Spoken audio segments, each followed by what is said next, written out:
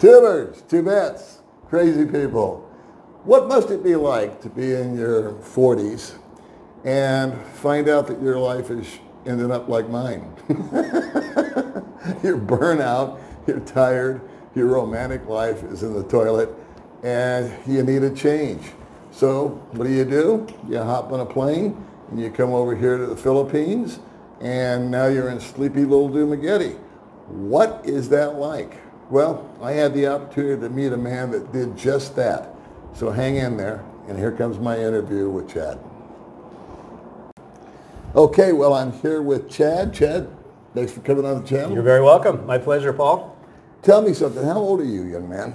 I am 46. 46. Yep. Man. What are you thinking? Those were the days? I was thinking that's about how old my shoes are. Yeah, those were the days. Sometimes I feel like a pair of shoes, but feeling good today. What was your motivation for coming over here to the Philippines? It's a good question. I was, well, now that I know you a little bit more, I could relate in feeling burnt out. Living in the U.S. I'm from Canada. I was living in Florida, working in healthcare as an occupational therapist. And, you know, I just felt I didn't want to keep doing the monotonous sort of routine of grinding it out to make money, to try to progress, you know, in life. And progressing in the U.S. is usually, you know, buy the house and fix it up and sometimes material things. And then I drifted away from that and realized that's not that important for me. And like you, kind of became a minimalist and simplified things. And then I wanted to come here because I have some friends that are from here that I work with in healthcare. And the more I talk to them and, you know, sending me links to YouTube videos of the Philippines and beautiful places and cost of living, and then dating in the U.S. was a huge motivation. And this sort of came from these same conversations with a friend that I have that's from the Philippines. And he's like, you should really go for all of the above. Okay. It's like dating is very different there.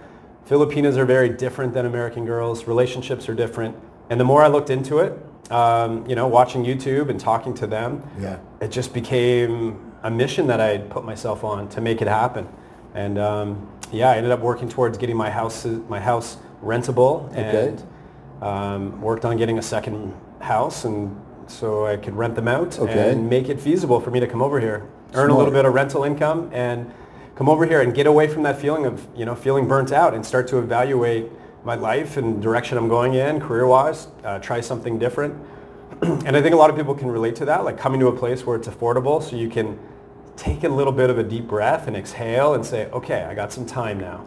I have a little bit of semi-passive income coming in, and yeah, and then it was just explore and travel and hopefully meet somebody too. That was part of the motivation. I see a lot more younger and younger guys coming over here. Do you think that you're an anomaly, or do you think that that's a trend? Do you think guys your age are getting dissatisfied with the work routine, without a doubt, the burnout, the dating situation? Is it Canada that you're from? From Canada, but I was living in the U.S. But I know that Canadians can relate just the same, without a doubt. And not just my age group, younger too. You know, I've kind of researched that a little bit. You know, younger guys, there's like more single men in the U.S. that are unhappy than there ever has been. So it's not just, you know, 40s and obviously retired guys that want to consider coming over here, but younger guys too are tired of dating in the U.S. and, you know, just the grind of life over there in general. So I think that there's a movement for sure. And now that more and more people can work online, I think there's the digital nomads and people that are, you know, going to different parts of the earth to set up shop and work and experience life a little bit differently than back home. What's it like dating in America these days? Man, it sucks. Can you meet a younger woman? Can you meet a pretty woman? Or the women have different attitudes? Yeah, I mean, my experience, I would say, I think it's relatable to a lot of guys. And I hate to generalize because I have friends that are female that are American, and they're really cool. Awesome women. Yeah, there's awesome people. But overall, like if you're single in my age group that I can speak to, you start feeling like you're just spinning your wheels trying to meet someone where you kind of align. So you have people that are, everyone's busy, everyone has their career, everyone owns their own home, at my age. Everyone's independent. No one needs one another. Okay. And there's not those traditional values where you sort of fall into roles and taking care of each other in different ways. That just doesn't happen in the U.S., right? So I think it's really hard to align everything with a potential partner.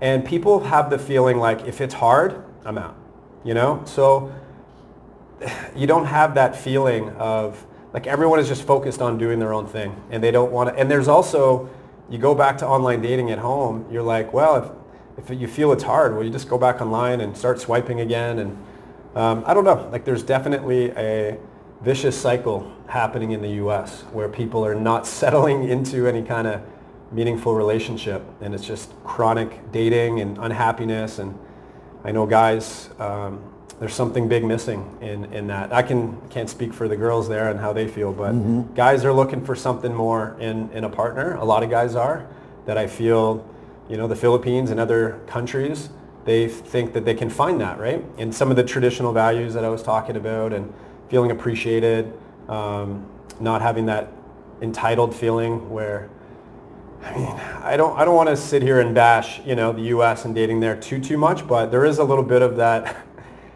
the feminist movement combined with sort of tradition where it's convenient. And I think I hear a lot of guys complain about that. Like tradition when it comes to paying for the dates and planning and doing all those things that guys traditionally do. But modern ways, as far as, both people are equally making decisions. There's no roles, right? There's no those values of roles. So I think it's just a recipe for a difficult situation. Do you think that women are unhappy? Women complain about dating too. There's no question. Yeah. No question. But I don't think I'm the expert to break this down as far as like the whole psychology of it from both sides. I can only speak to my experience of like unsuccessful dating over the years and just getting tired of it. I'm sure women complain about it, but it just seems, if you look at it from a broad perspective, the traditional way where both people sort of have, I've met enough people here that are in relationships in the Philippines that are super happy. And there's a common denominator, and it feels like, they take care of each other and they're okay. Like the woman and the man sort of play into who they are. Like the man can be the man and the woman can be the woman, and they do different things. They both care and respect each other. Where I feel like if you mention certain things in the U.S. as far as traditional things, let's just say cooking and cleaning. That's the easy one, right? Right. If you mention that, you're going to be frowned upon for even talking about someone doing that for you. Where a Filipina doesn't even shake their head at that. They want to take care of you. They want to, if you're not feeling good, their instincts are to help you out. It's hard to find that in the U.S. Not that I just need someone to cook and clean. I'm using that as an example. I get it. Yeah. Like both people have their own way of taking care of each other. And I don't know. My experience here, especially from meeting people that are already in a successful relationship, that just stands out as a big thing. So you came here for the women. It's a big reason I came here. No question. And that's something that sort of played on my mind for a few years before I actually came over here, was, oh wow, there's a whole other world out there as far as meeting people and as far as what could be in a relationship. And yeah, I think like a lot of guys that start doing the research and looking into it, it's kind of exciting to think like, wow, I could meet someone that is so sweet and thoughtful and affectionate and on so many levels, where you just appreciate each other. You feel appreciated. Yeah. And they look to you, like the dating that I've done, like it's kind of nice when a girl looks to you for certain things and to sort of play that role of whatever, like you're just who you are. I don't want to play into it too much saying looks to you as a man to be a man, but it kind of feels like that, right? Sure. I don't know. I don't want to start any kind of negative stuff, but it's always been my assertion that when a man takes on a man's role of making the decisions, and when I'm talking about decisions, I mean the tough ones. Sure. That how much easier that makes it for the woman. Yeah. She doesn't have to bear that burden. Yeah. The dog's sick. We got to put it down. Well, it's up to you, honey. What are we going to do? We're going to take care of it. Yeah. We're acting turned into a fist fight in America. Absolutely. Yeah. I mean, just one thing after another. I think that the feminist movement was really cool for things like being able to drive and vote. You know, Yeah. this is back in the for early sure. days. Equal you know, rights. equal All rights. about it. But Yeah. then it turned into this monster where all these women wanted to be strong, independent Masculine. women. And they wanted to make their own way and make their own money and have their own career. And here they are, 45 years old. They got their own money, they got their own career, and they can't buy a date. And if they want to go on a date, they feel like they've got to meet a guy that's just way up here financially, good looks, it's etc. unrealistic. Yeah. And they're not going to cook or clean. He's going to provide for them as far as a maid and a chauffeur and this and that and the other. And so I really think they've dug themselves a hole. Absolutely. Unfortunately, I don't see an alternative for the females, but I see a big alternative for the men. Oh, 100%. Yeah, right? exactly. I mean, there are opportunities. Yeah. We can come to don't have to come to the Philippines. You can go to Asia. You can go to all these other countries where the traditional roles still exist. The traditional family values still exist. And you can just sort of, through osmosis, blend right into that culture. Absolutely, yeah. And my experience is girls really are happier in that sort of thing. Like I had a conversation with someone recently about that, and she was just so happy to hear that I want to be the guy that sort of makes some of these decisions and, leads the way. But what's cool is girls make decisions too. It's not that they don't have a say in it. And it's not that we don't want that. Yeah, I don't think guys want that. So it's just nice when you find that balance. And I've felt it here. I am single right now, but I have dating experience and I have tasted it. And I know what I'm looking for the whole package. And man, it's a breath of fresh air when you experience that. And I definitely feel like it's worth coming all this way to meet someone. There are pitfalls, and maybe we can get into that. It's not like you just show up and they're chasing you at the airport and you get to take your pick of everyone's perfect. But thank you for that, because that's sometimes the impression that I think gets laid out there in YouTube videos and other media is that the minute you show up, especially a guy like yourself who's younger and nice looking and all this, that, the other, that these women are throwing themselves at you. That couldn't be further from the truth. No, it's not true. Well, there are girls that throw themselves at you, but if it's not natural, there's usually a reason why they're just throwing themselves at you right away when they don't even know you. So they there have are an things. Agenda. There's things to navigate, right? Some people can kind of see it right away, but other guys sort of love that attention so much that they fall into a trap. Yeah. But the good ones are there, and it takes time. Yeah.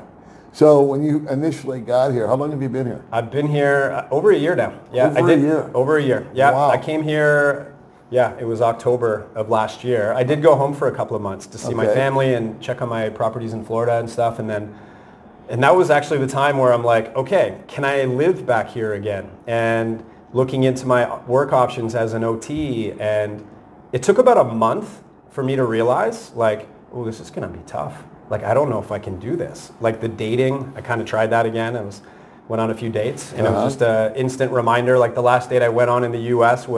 the conversation was, I don't need a man and this and that. And then comes the end of the date where she's ordering like everything expensive on the menu and doesn't even flinch, when the bill comes out. Right. And then no thank you at the end of it, Right, I think a lot of guys can relate to that. I'm like, okay, I remember now. Yeah. I remember what dating's like.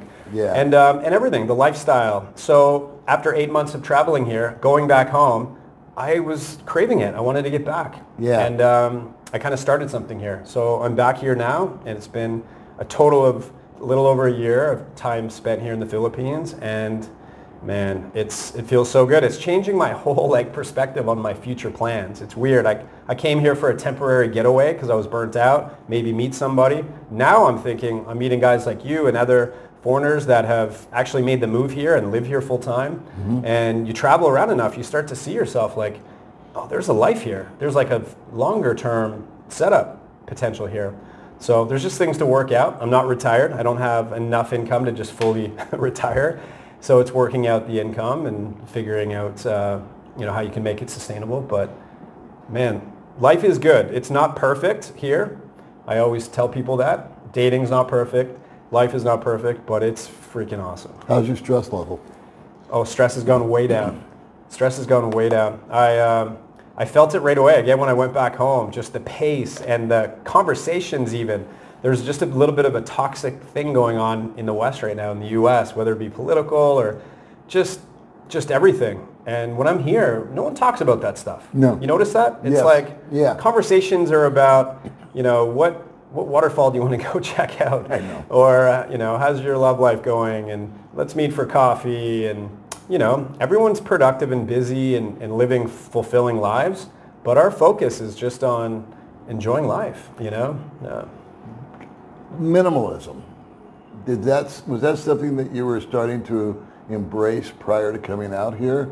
Or was that something that sort of evolved after you arrived? No, that is something that I've sort of slowly evolved more and more into over the years before coming here. Okay. And I have done some traveling before, so coming here and living out of a backpack essentially wasn't a huge thing for me because I have done a little traveling. And no, it's just getting my ducks in a row and getting good renters in my place and getting the houses finished. And then I did obviously walk away from a setup that was very convenient and I had everything. And when you're traveling, you don't always have everything you need. And in the Philippines, doesn't always offer you what you're used to. It's different. Mm-hmm. I guess there were times where I was like, there's an adjustment period. There's no question. Yeah. There's no question. Yeah. You get used to not having certain things or when you want it. Right. You got to be patient. You got to roll with it. Right. It didn't take me too long though to adjust. And it's expectations, right? If you're wanting life to be like it was in the U.S., you're probably going to be unhappy here. But if you can adjust to a different pace and maybe not getting what you need when you need it, and it's just different. It's just different, but it's okay. It's enough. You realize you don't need all that stuff too. I was just going to say that. Are you like me? Did you realize you went out that day and you said, boy, I really need to get this, and this.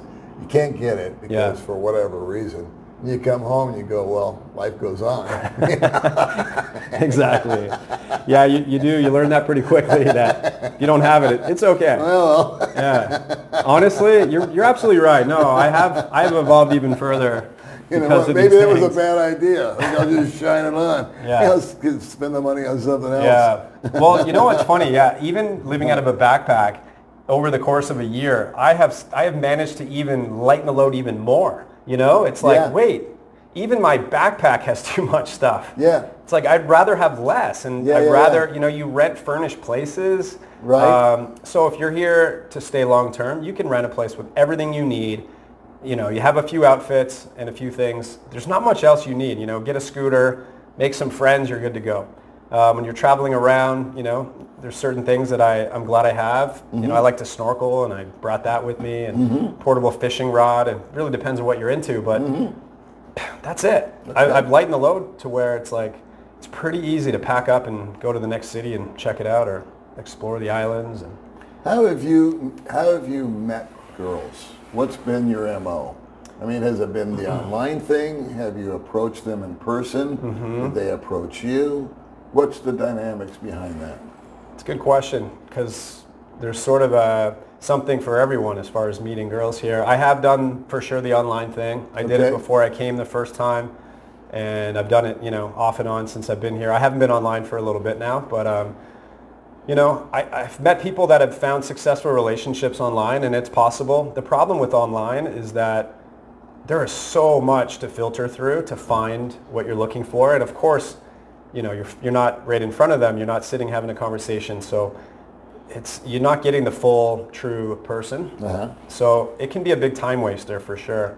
Trying to meet the right one. I think there's a lot of people that are online chatting, and guys do the same thing. Don't get me wrong, chatting with multiple people, but of course, where they'll sort of present themselves as being one way. But for me, I like to meet in person. I like to spend time in person and go through some things together to really figure out if it's compatible and if that connection's there. So that's my focus now. I have met people in person.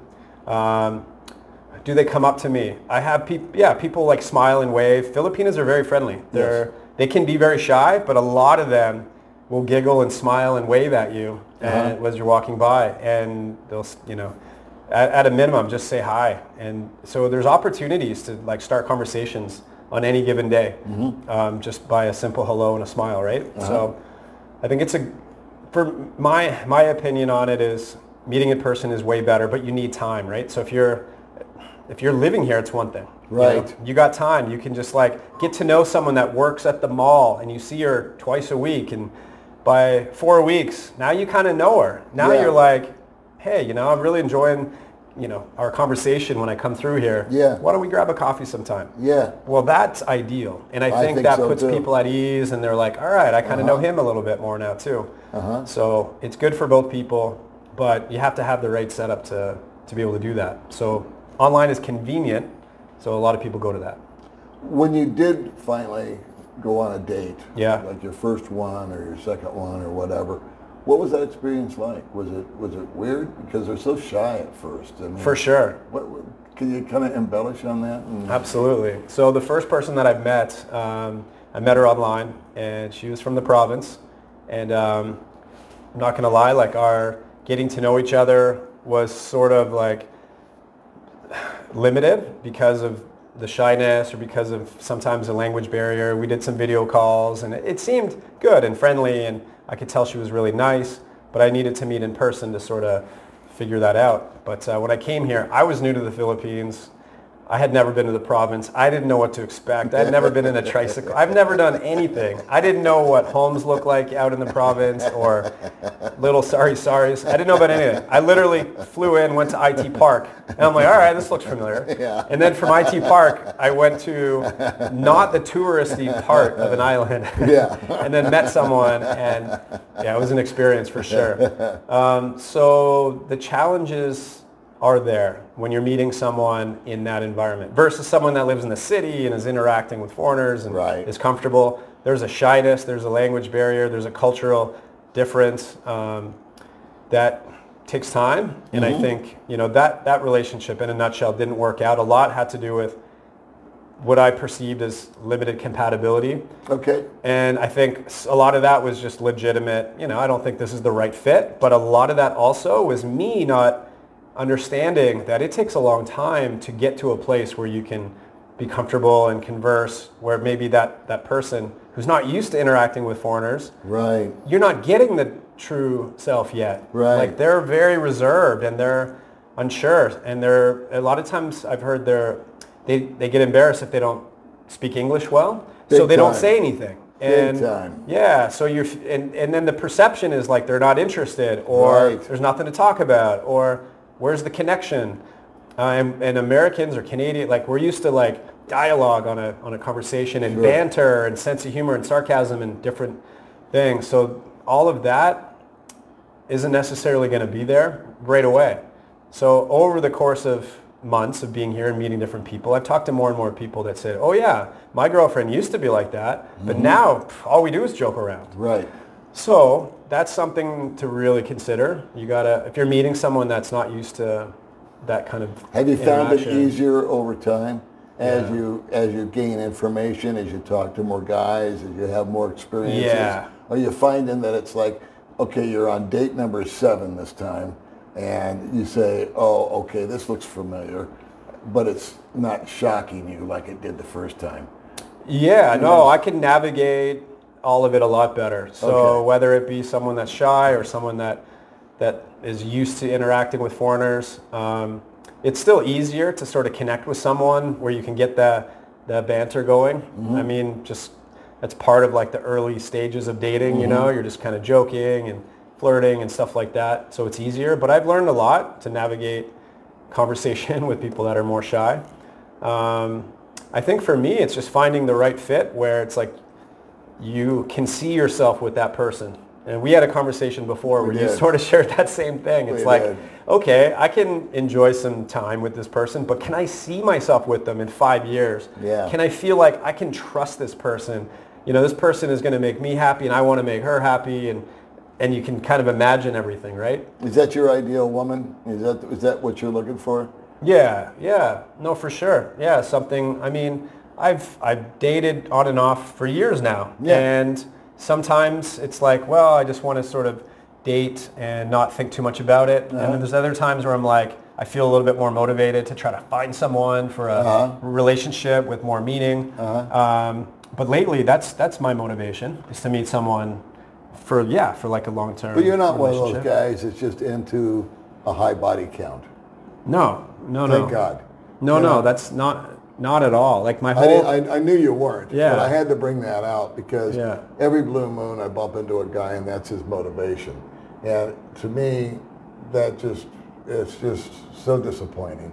Yeah. Because they lie, they cheat, they tell them, they fill their head with a bunch of stuff, and they ruin it for not only us, but they really ruin the girl. I mean, they can 100%. really do some serious damage. Yeah. And it's just not cool. No, it's not cool at all. And that's a problem here in the Philippines for sure. Yeah. I think younger guys tend to fall into that. Thank you. You know, 20s for sure, 30s too, and I'm sure 40s as well. But when you get into that, the younger, it's happening all the time. And I've heard horror stories of Filipinas that fall in love and they're waiting for their boyfriend and he's, not even thinking anything along those lines. But what do you think about age gap? That's a new thing, right? Where in the U.S. and Canada and wherever, it's like a taboo thing. It's almost frowned upon. Mm-hmm. Of course, if you're a rock star or if you're an actor and you're a millionaire, I mean, it's commonplace and no one even thinks about it. But for the average person, it's not typical. And here it's pretty common for sure. Does it look weird for you to see me with my wife? Not at all.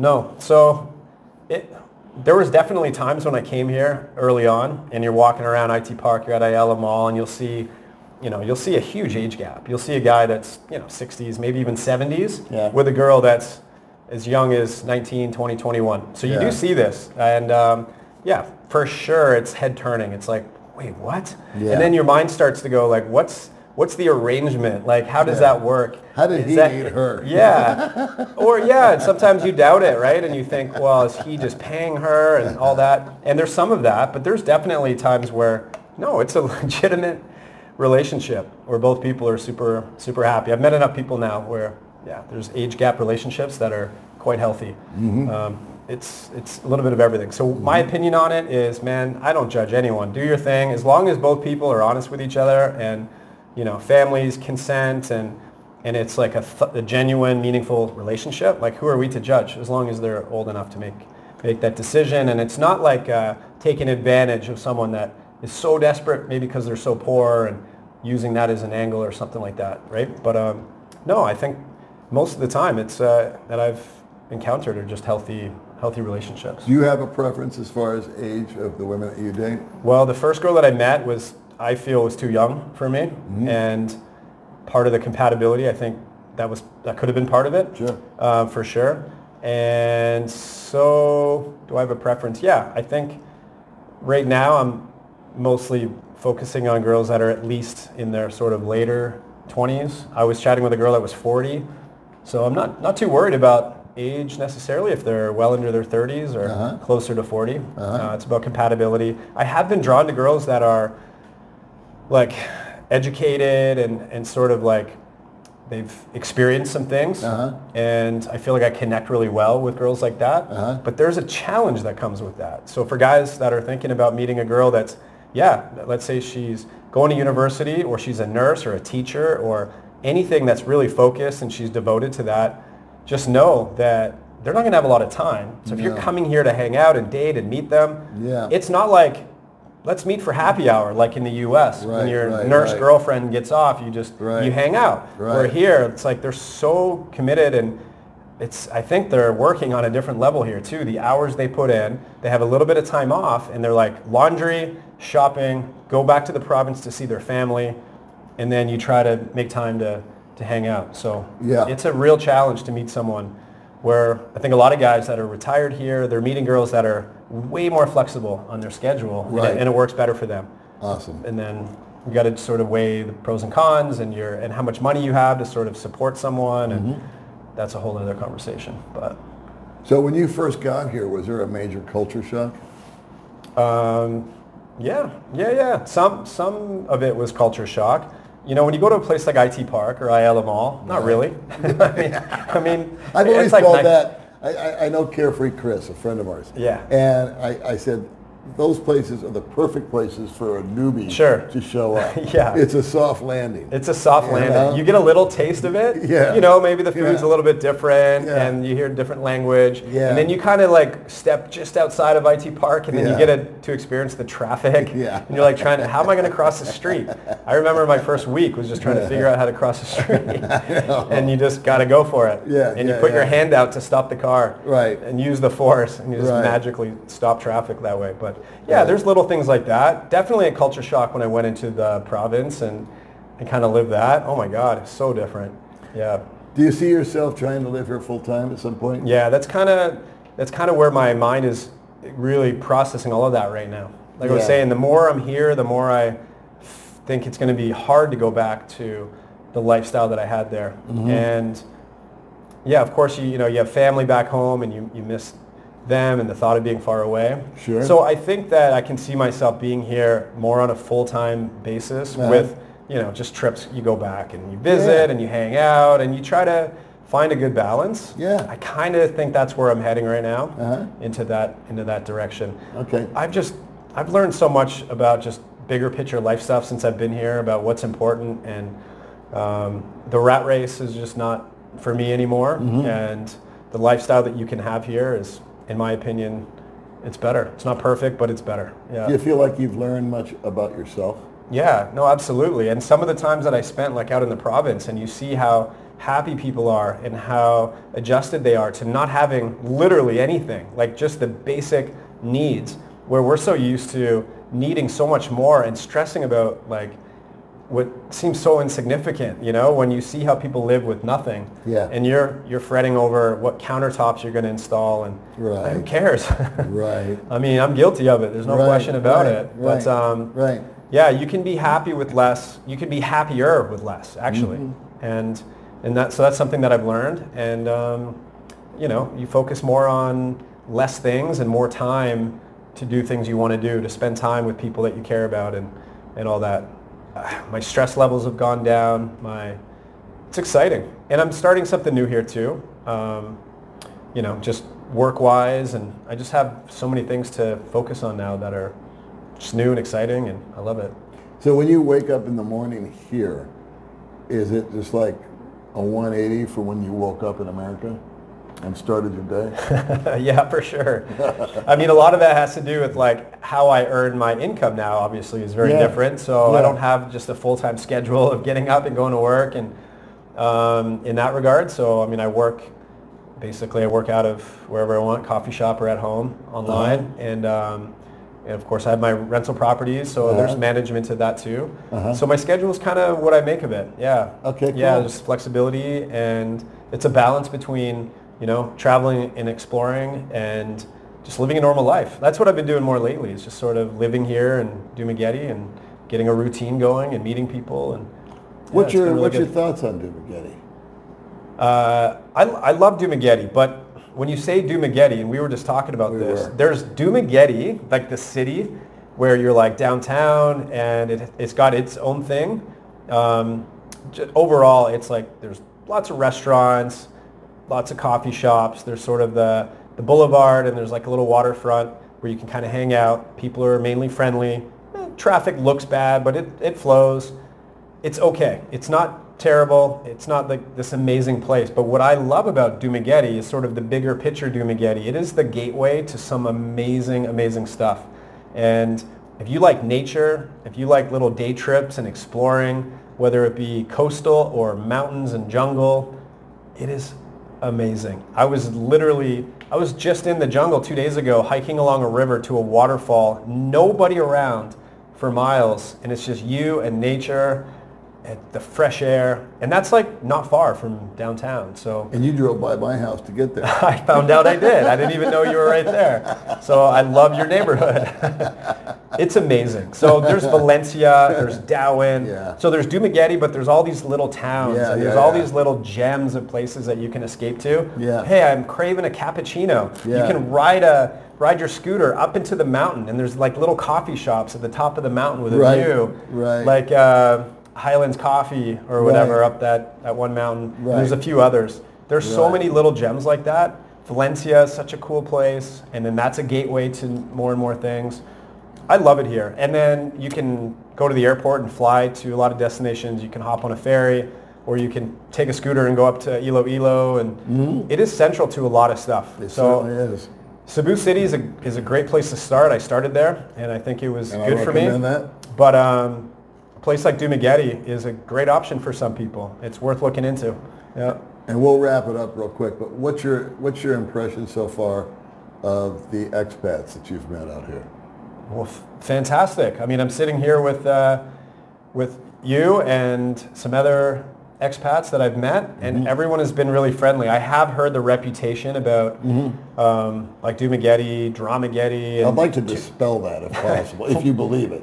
I mean, if you I'll speak to my opinion on it. Yeah, it doesn't even exist. Like Thank you. I don't know what the heck that's all about. I think it's probably some little isolated thing that got blown out of proportion. I actually don't know too much about the Dramaguete, but I don't see it. I don't experience it. Are there a lot of foreigners here? Not really, unless you go to a place where they all hang out. Correct. And otherwise, you're going about your day. Yeah. Sometimes you don't see any foreigners. No. Yeah. I've said that 1,000 times. If I go to Hypermart, Robinson's, Lee Plaza, any big place, I look around, it's just a sea of beautiful brown faces. That's it. And every now and then I see some guy looks like us. That's right. Yeah. And it's a misrepresentation of Dumaguete. I don't know how that came about. It's a gem of a place, and because if you look at it as a whole, it's so many. There's so many options of things to do here. Yeah. And it's a good vibe. It's friendly. Locals and foreigners. Everyone's been cool. Yeah. Well, I got to tell you, it does my heart good to see a younger guy like yourself coming here and experiencing this, having an opportunity to rediscover yourself, find your true self, discover that there is hope in the future for you, where I gotta figure that in America, as far as your romantic life was, that was pretty much dead on arrival. I mean, there was nowhere else to go. I had lost faith in dating there a long time ago. And you know what? We're not creatures that are meant to be alone. Yeah. And we should have somebody. Yeah. And I'm glad that you're slow playing it. You're dating a few girls. You haven't met the one yet. That's all it is. That's cool, because it's all about the journey, brother. Yeah. And one day you're going to come across that one woman. You won't know when. You won't know where. Yeah. But I can't guarantee it'll happen. But you're going to have a great time on the journey. And real quick, I'd be remiss if I wasn't going to mention that he has a YouTube channel. So would you please tell the folks Thanks. the name of your channel, and you can can follow his adventures and what he's doing, and he does have a lot of cool information. Thanks, man. I appreciate it. Lay it on the folks. Yeah, my channel is Chad Foster Explores, and I started it as I started my journey here in the Philippines over a year ago, and just started vlogging about kind of my life here, and then meeting interesting people and making stories or getting their story on video, and just things that I find interesting and might provide value for people that are, looking to come over here. And that's sort of what motivates me to do it. I'm loving it, and it's what's opened up my mind to the possibility of staying here long term, is just continuing on this journey and telling my story and providing info for people to check it out, and hopefully inspire them to come over here and do the same thing. Well, I think it's great that you're here. I think it's great for the folks watching that have hung in with us this long. That you know about his channel. I'll put a link to it in the description. And like I said, he's been here a year, and I think it would be an awesome opportunity for you guys to tune into that, because what he's doing right now, his story, might in the future become your story. All right, we'll see you kids in the next video. Thanks again, guys. brother. Thank you. Appreciate it.